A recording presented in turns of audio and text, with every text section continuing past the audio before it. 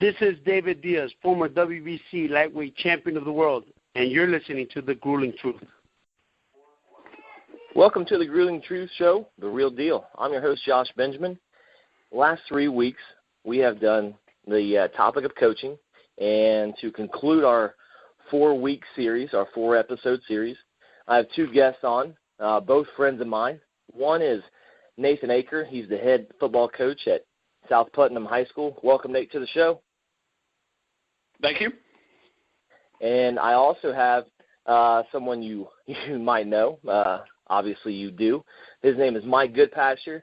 He is the co-founder and the owner of the Grueling Truth Sports Show. Mike, how you doing?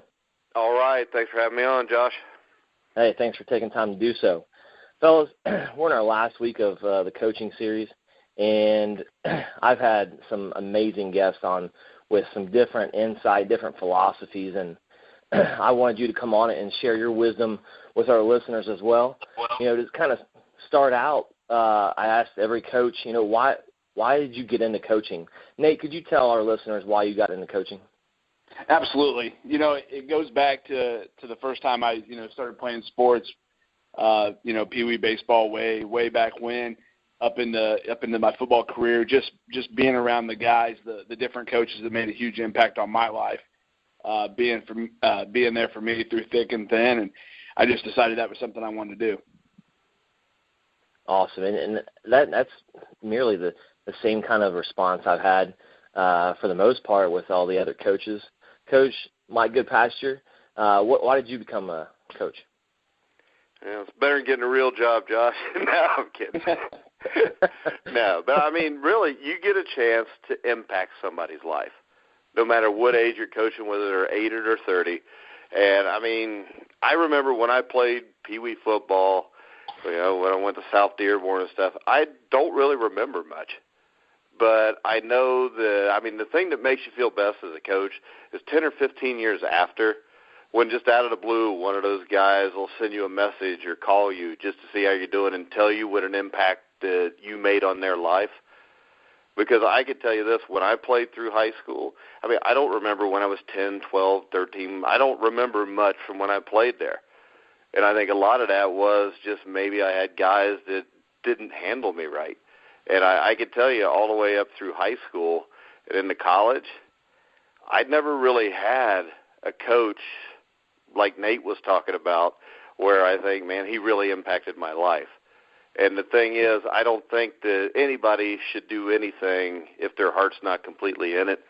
And I think a lot of people have done things for the wrong reason before, and I just happened to get hooked up in a system where that was prevalent.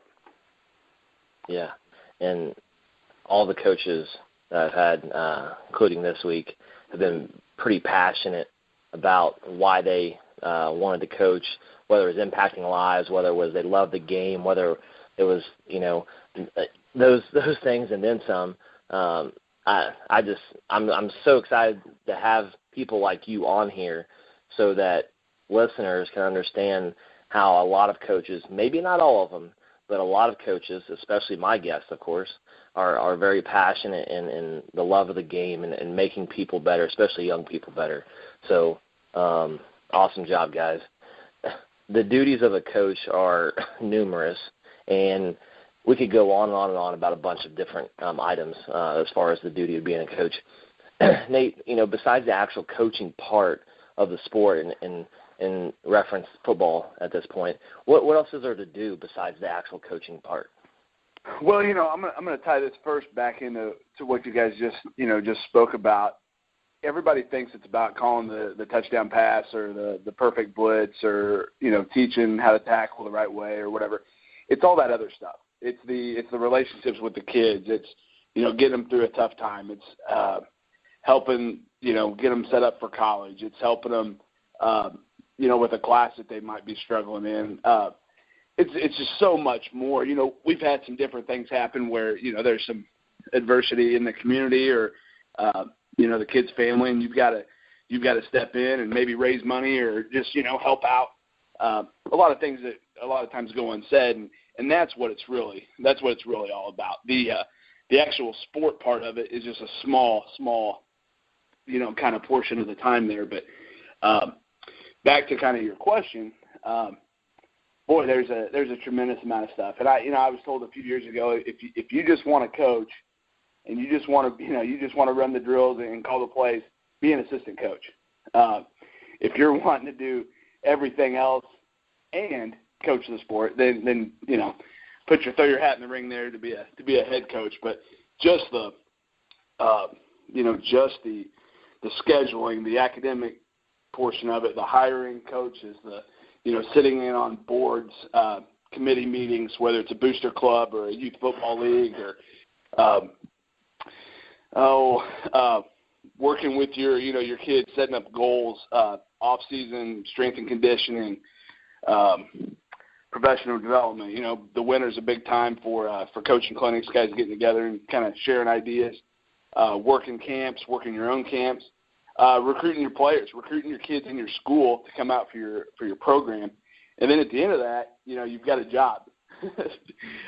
In addition to all that time that you're kind of devoting to your coaching, you've got your 8 to 3:30. You've got your, which that's kind of false there on that time. But you've got if you're a classroom teacher, if you're working a job as a lay coach. So there's just tremendous amount of stuff that kind of goes into it, and sometimes you don't understand that until you're in it. Luckily for myself, I worked with a couple head coaches that tried to show me that portion of it early, and I kind of felt like I got a pretty good head start. But you truly don't know until you're in that mix. And that's what a lot of fans, whether they're NFL fans, college fans, even high school fans, I don't think they quite understand the amount of time. And some of those things you mentioned take up a tremendous amount of time, but just the time to have a program. And, I'm going to let Mike jump in on here and kind of talk about some other things besides the coaching of the sport. Mike, I know Nate mentioned some. What are some that come to your mind? What are you talking about, high school level? Well, it really does. At this point, I'm just looking for some insight. So it could be high school. It could be, middle school. It could be different levels, collegiate. Your background and, the experiences that you've had.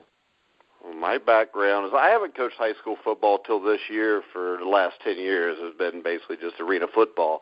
But I think the big thing is just community involvement also, which I think a lot of guys, because you get a lot of communities, especially if you're a new coach, most of the places you're going to get jobs at are places that haven't been real great. And I think that a lot of it is community involvement. And, I think Nate did a great job of covering pretty much everything. There's not really a whole lot to add there. I think Nate pretty much nailed it completely on the head.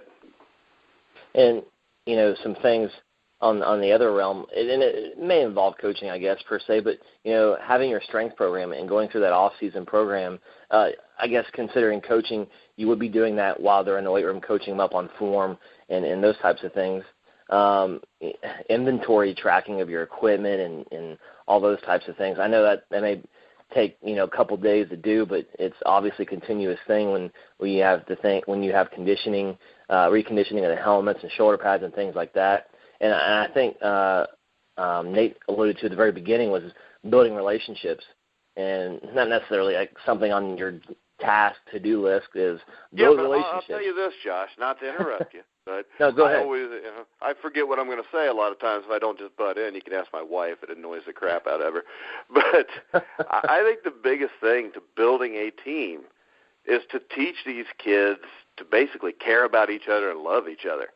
And as a coach, the most important thing you can do as a coach is to make sure that the kids trust what you tell them.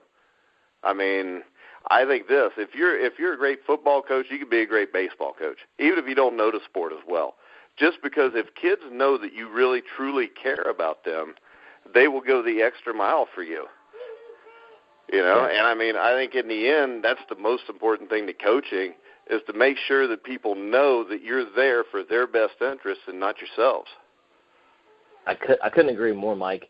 And kind of to toot my own horn, I was a head coach at a small high school, and we didn't have very many players, and we were trying to build numbers and things like that. And one of the things what I wanted to do was to build those relationships and to show them that I cared about them instead of just referring them to as a player and an athlete in the program. And one of the things that I had them do at the end of each practice or weight session was shake the coach's hands. And that was kind of to reaffirm, hey, we care about you. Looking and I have a firm handshake. And maybe that's a little corny, but, it built up to something pretty special, not record-wise, not win-wise, but relationship-wise, and to excel in that program. It went from handshakes to hugs by the end of the season because we truly cared about each other and we understood our common goal. And like you said, I couldn't agree more with that building relationship part, Mike.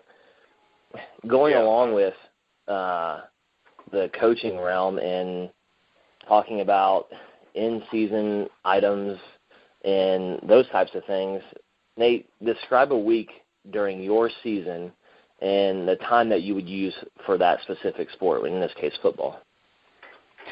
Well, you kind of tipped me off that you were going to ask this question. I was just kind of jotting down some notes earlier this week and kind of looking through it. It's kind of crazy.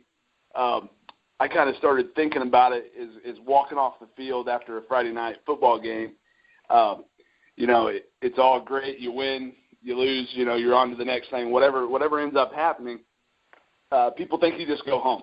And sometimes that's tough for young coaches to understand that it's just not over when the game's over.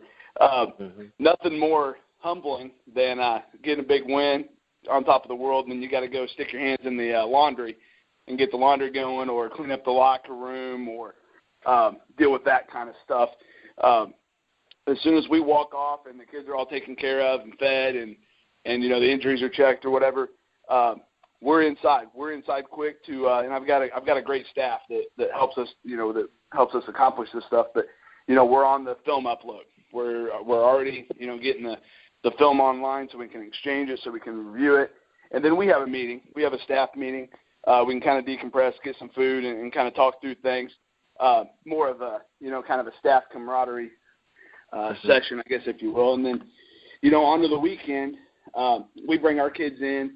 So we're in early Saturday morning. We get them in the pool, a little film session. I've got a radio show I go to, which is kind of that part of that community thing. It's always amazing to find out what kind of people listen to that and who listens to that. A lot of people you wouldn't expect, and that's kind of a big thing in our community.